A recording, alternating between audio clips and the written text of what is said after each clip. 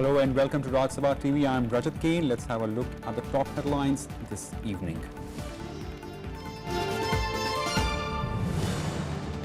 Day-long strikes by employee affects public sector banks' operation across the country. ATMs run dry, government treasury transactions hit.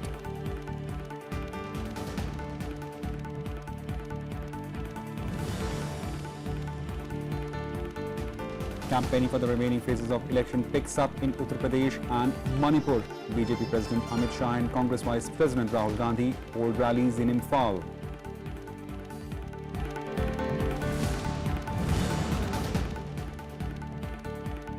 Students and teachers march in Delhi University to protest against attempts to check dissent. Minister of State for Home Affairs Kiran Rijiju clarifies statement on college student Gurmeher Kaur.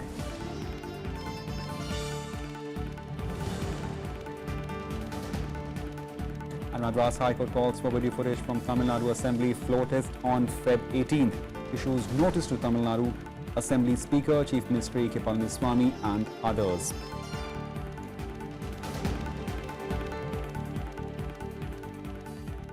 An estimated 10 lakh employees of public sector banks and some private sector banks were on a day-long strike on Tuesday. The nationwide strike affected banking operations across the country as agitated unions members put forth their demands, including fixing accountability for bad loans and criminal action against willful defaulters. The strike was called by United Forum of Bank Unions.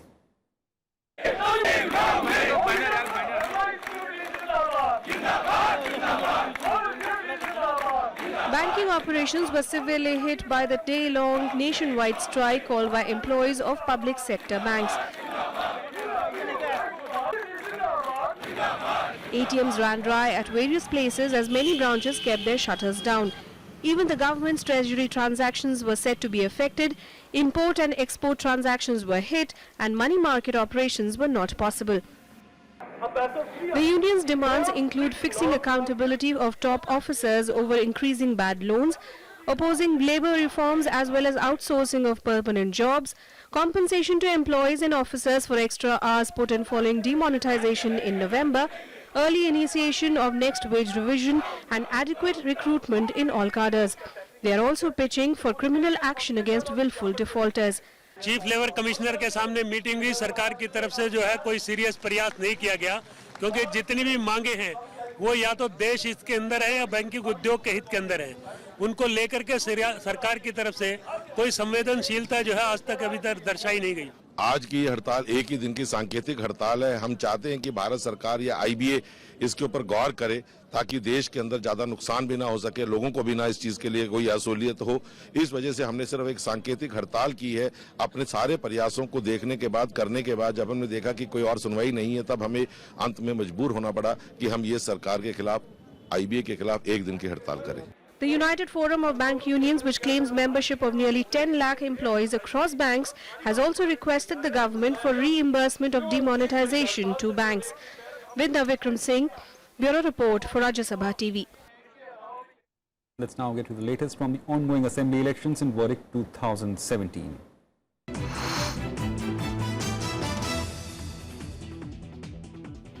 Now, ahead of the sixth phase of polling for Uttar Pradesh assembly elections on March 4th, political bigwigs had a busy day in the state. Chief Minister Akhilesh Yadav once again attacked Prime Minister Modi for his fractured mandate remark. BSP Chief Mayawati and Home Minister Rajnath Singh also held various rallies in the poll-bound state. Campaigning for the remaining two phases of elections in Uttar Pradesh, several political parties held poll rallies in the state. Addressing a political meeting at his father Mulayam Singh's constituency Azamgarh, Chief Minister Akhilesh Yadav targeted Prime Minister Narendra Modi for his fractured mandate remark. He said those talking about getting 300 of the 403 seats were now settling for a coalition government.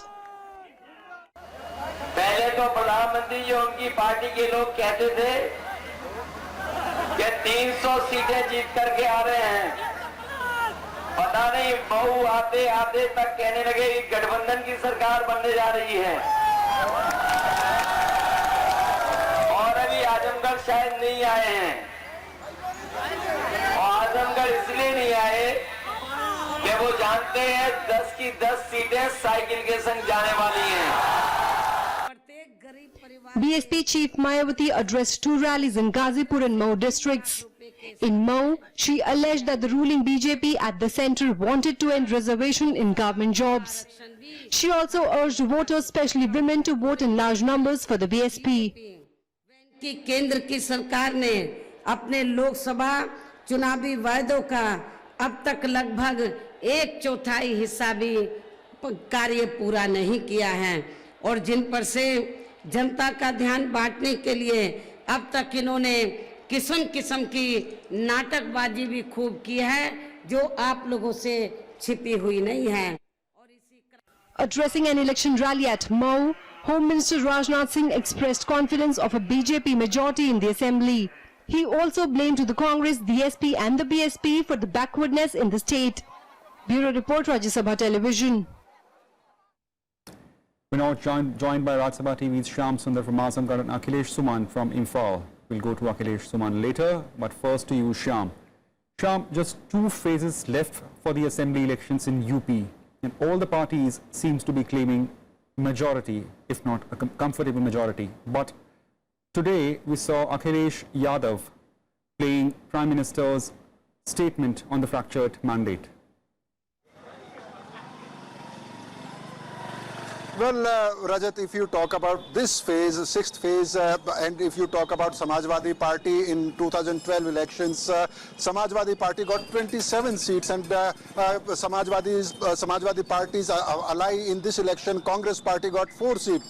So you can imagine that it's a very, very important phase for Samajwadi Party, 6th phase. And we are in Azamgarh, and if we talk about Azamgarh, Azamgarh is a prestigious seat for the Samajwadi Party, as we heard in the report that in 2014 when there was a Modi wave in Uttar Pradesh, in that election also Mulayam Singh Yadav got this seat back to the Samajwadi Party, and Durga Prasad, who is a candidate from Samajwadi Party in Azamgarh, is winning this seat for last 35 years. So it's a very important seat for Samajwadi Party, Azamgarh Sadar, and but this time he is facing a tough battle from Bahujan Samaj Party, because Ulema Council here has given support to Bahujan Samaj Party, and if there is any division in minority votes, then it can be a problem for Samajwadi Party, and Bahujan Samaj Party can get an edge over Samajwadi Party, and in that case Bharatiya Janata Party will also come into the fight. We have some local residents with us here. Let's talk to them what they feel, how they react to this call of Ulema Council, and what they think about local equations here in elections. अच्छा, आप ये बताइए, यहाँ पर आमतौर पर दुर्गा प्रसाद जो Samajwadi party के विधायक हैं, अभी सिटिंग विधायक हैं, वो जीतते रहे हैं. इस बार किस तरह के समीकरण नजर आ रहे हैं? इस समय देखिए, जो भी वोट पड़ेगा विकास के नाम पर पड़ेगा. जो शहर का, समाज का ख्याल रखेगा, विकास करेगा, जीत उसी की होगी. उन सभी को चाहिए, विकास का ही मुद्दा सबसे बड़ा है. न नोटबंदी का असर है, न किसी चीज का.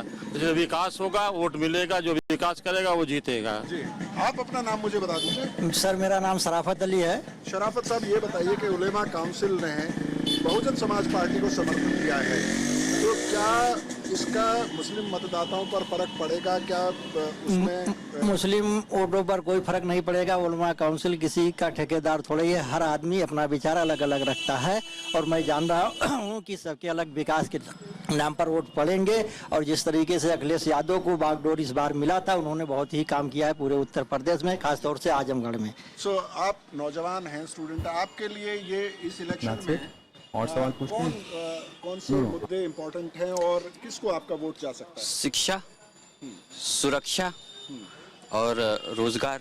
हमारे लिए तो ये 3 ही इम्पोर्टेंट आते हैं. और यहाँ से समाजवादी पार्टी जीतती रही है, आपको क्या लगता है कि देखिए, पार्टी किसी की भी हो, रेप की घटनाएं कहीं नहीं रुकती हैं. अभी जल्दी यहाँ पे रेप की घटनाएं हुई, तो हमें सुरक्षा चाहिए.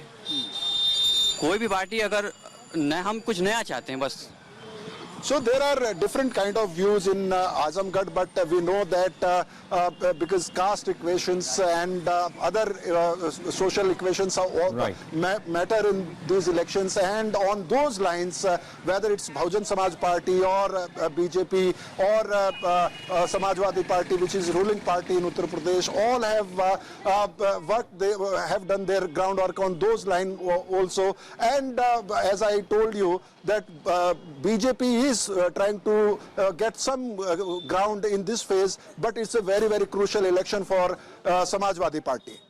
Right. Thanks, Shyam. So, Shyam took us around the political development in Azamgarh ahead of the 6th phase of elections in UP.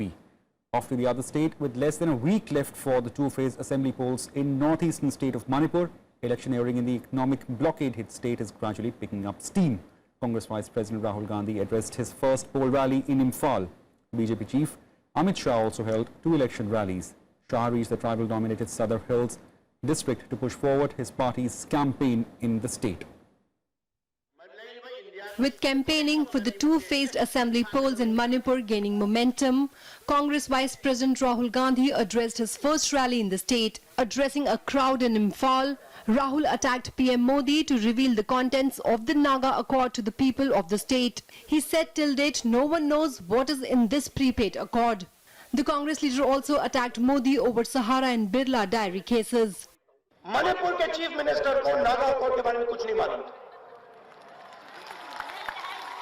अजीब सी बात, मैंने कांग्रेस प्रेसिडेंट सोनिया जी को कहा नहीं, ये बोबी जी को नहीं मालूम। फिर हमने कहा कि देखो सरकार में पूछते हैं किसी से। हमने नरेंद्र मोदी जी के मंत्रियों से पूछा, पता लगा उनको भी नहीं मालूम। Rahul also highlighted the developmental schemes led by the Ibobi Singh government. He said that only Congress government can fulfill the people's dreams in the state. मैं चाहता हूं कि ऐसा दिन आए, इबोबी जी अमेरिका जाएं, अमेरिका में वो एक शॉल खरीदें और शॉल पे लिखा हो made in Manipur.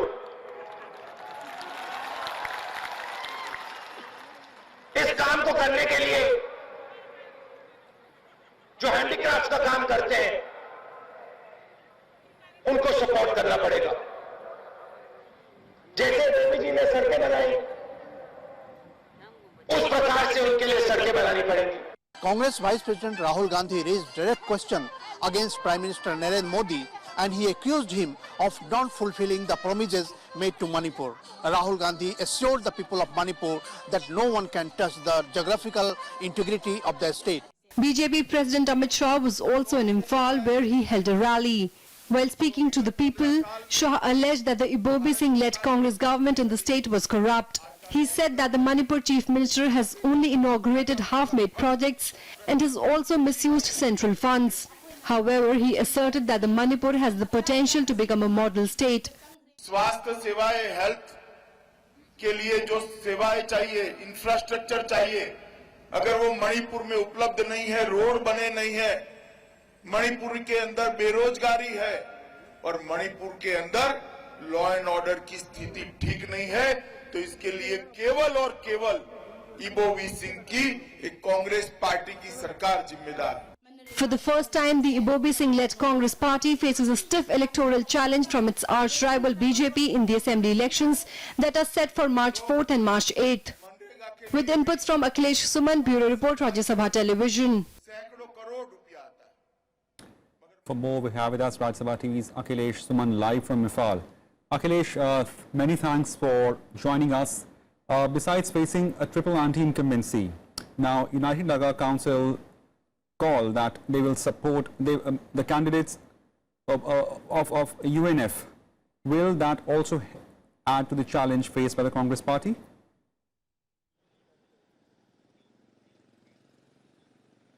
Yeah, naturally it is a stiff challenge for Congress party because traditionally Nagas have been voting for Congress party in the past, and you know that Deputy Chief Minister of Manipur is also a Naga and he is very important leader in Congress party. But now, after the creation of 7 new districts, the tables have been turned.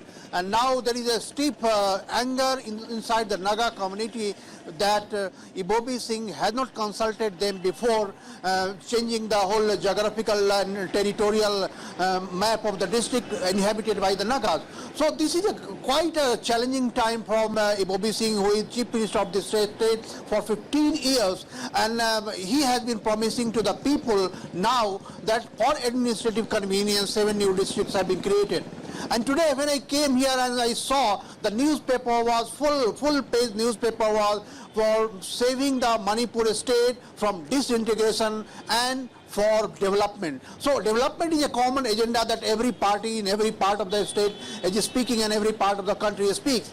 But it is a question now that territorial integrity, and you know that this is a very emotive issue for Manipur, and anywhere if integrity is under question, then people react on this. And Chief Minister Ibobi Singh is trying to make the changes and trying to create anti-Naga sentiment in the state, and saying that this Naga movement is trying to disintegrate the state, and NSCN, the outlawed organization, now center is talking to them to have some agreement. So this is the main plank that Ibobi Singh is propagating in the whole state, and the state seems to be polarizing on this issue. Rajat. Right. Thanks, Akhilesh. So stiff battle ahead in Manipur, especially for Ibobi Singh government facing triple anti-incumbency. Now time for a short break. More on the other side.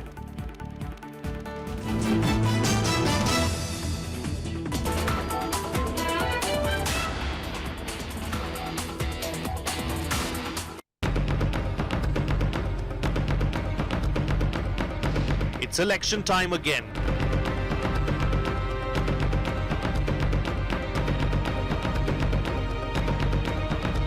Voters in 5 states gear up to cast their votes. Catch all the action in Verdict 2017, Monday to Friday on Rajya Sabha television.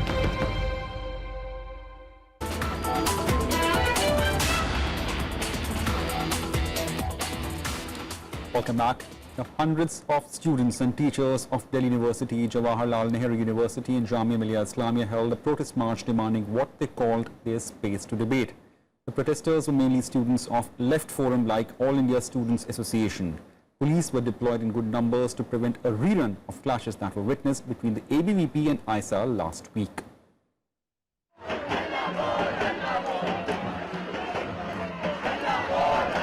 Students and teachers in Delhi on a march to save universities from what they call the onslaught of the ABVP and curbing of dissent. Slogan-shouting protesters from Delhi University colleges, JNU and Jamia Millia Islamia holding posters marched through the roads of North Campus towards the Arts Faculty building. Most of them belonged to Left Forum. You have a situation where one organization today is trying to impose its ideological positioning. Since they cannot do it with reason, they are resorting to violence and terror. That has to be opposed by any Democrat. And I think what Gurmeher has done was a big service to uphold the basic constitutional values of the Republic of India. Earlier, college student Gurmeher Kaur withdrew from her social media campaign against the ABVP after allegedly receiving threats from members of the RSS-backed outfit. Minister of State for Home Kiran Rijiju also clarified his statements on the controversy. एक जवान बच्ची हैं, college में पढ़ती हैं, उनका अपना एक फ्रीडम है, उनका अपना सोचने का एक तरीका है, उनको लेकर के कोई विवाद का विषय बनाना ठीक नहीं है, वो बच्ची हैं। मेरा सिर्फ ये जो वामपंथियों को कहना है कि आप लोग जब भी हमारा कोई जवान शहीद होते हैं तो आप लोग जश्न मनाते हैं, और आज आप यूनिवर्सिटी कॉलेज में जाकर के लोगों का, हमारे जवान लड़कों लड़कियों का आपको गुमराह करने का कोशिश करता है, ये ठीक नहीं है। क्या बोलने की आजादी के नाम पर देश को तोड़ने की अभियान चलाया जाएगा? कश्मीर को आजाद कर दो, बस्तर को आजाद कर दो, भारत मां के टुकड़े होंगे, और जो बात कही जाती है जेएनयू कैंपस में, अब वही स्वर डीयू में कहने की बात हो रही है, तो ये हम ठीक नहीं मानते हैं। The police registered a case of sexual harassment and criminal intimidation against unknown persons in connection with the rape threats against Gurmeher. Supporting Gurmeher, the Aam Aadmi Party led by Delhi Chief Minister Arvind Kejriwal demanded action against the ABVP for allegedly triggering violence on the campus last week. जिन लोगों ने भी ये मारपीट की है उन लोगों के खिलाफ सख्त से सख्त कार्रवाई की जाए, उनको गिरफ्तार किया जाए। जिन लोगों ने भी राष्ट्र विरोधी नारे लगाए उनको गिरफ्तार किया जाए। Senior party leaders also made a representation to Delhi Police Commissioner Amulya Patnaik in support of Gurmeher Kaur. The cyber crime cell of the crime branch of Delhi Police has registered a case under section 354A and 506 of IPC and section 67 of the IT Act, and investigation has been taken up. Gurmeher Kaur, a Kargil war hero's daughter and a first-year English student at Lady Shri Ram College, is at the centre of the controversy after she expressed her opposition to the stance of the RSS-backed Akhil Bharatiya Vidyarthi Parishad last week. She protested after the cancellation of an event involving JNU student leaders Umar Khalid and Shehla Rashid triggered clashes between the ABVP and left-backed ISA last week. Bureau Report, Rajya Sabha TV. Now let's have a look at more news making across the nation, nationwide.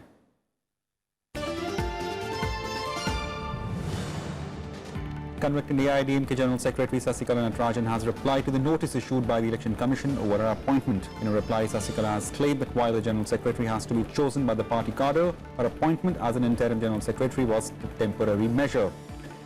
He stated that the General Council of AIADMK was competent to make interim arrangements. The notice was issued by rebel MPs of ADMK, challenged her appointment as the party's General Secretary days after Jayalalitha's demise.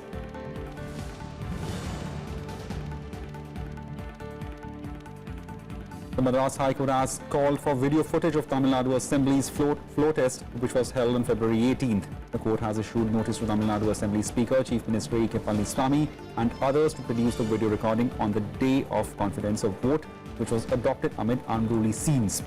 The bench has asked him to file a counter affidavit by March 10th. The court's direction came after a PIL by the opposition DMK sought to declare the confidence vote electing Palniswamy as Chief Minister null and void.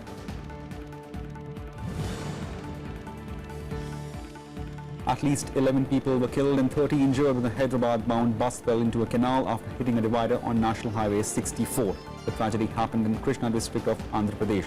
The bus driver, who was also killed in the mishap, was drowsy and lost control over the vehicle, police said. Chief Minister Chandrababu Naidu and Deputy Chief Minister N. China Rajappa have expressed grief over the accident.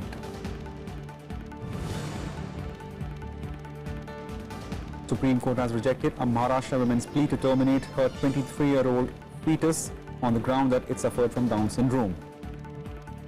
In its report, the panel of doctors from Mumbai's KM Hospital held the baby had chances of survival and therefore abortion should not be performed. The 37-year-old woman from Alibag approached the top court seeking judicial intervention because the law doesn't allow a woman to abort if a pregnancy crosses 20 weeks.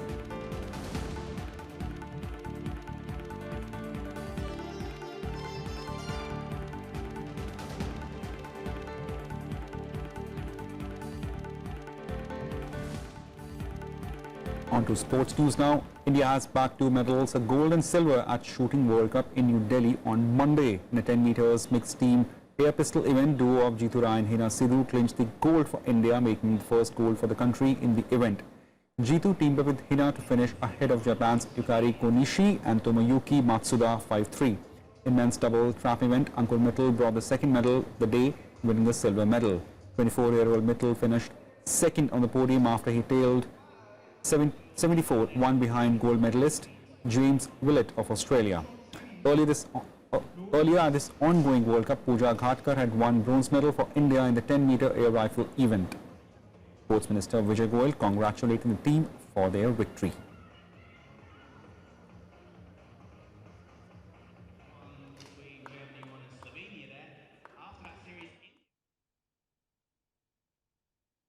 What's making news across the world in Global.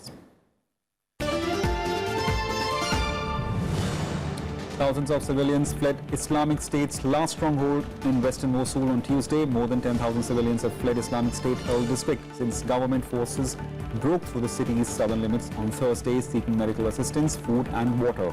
Iraqi authorities say the forces are within firing range of the government headquarters building as they push to oust Islamic State militants from Mosul.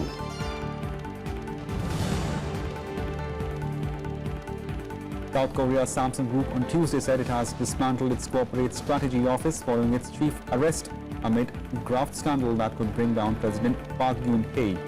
Samsung released a statement saying the top group executives, including the vice chairman and president, had resigned and that its affiliates would manage themselves independently through cooperation between individual firms, chief executive and board of directors.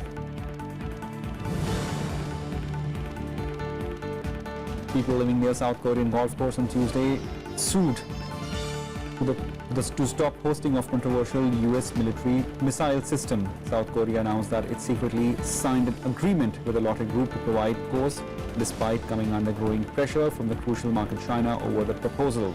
Hundreds of local people also rallied to demonstrate their protest.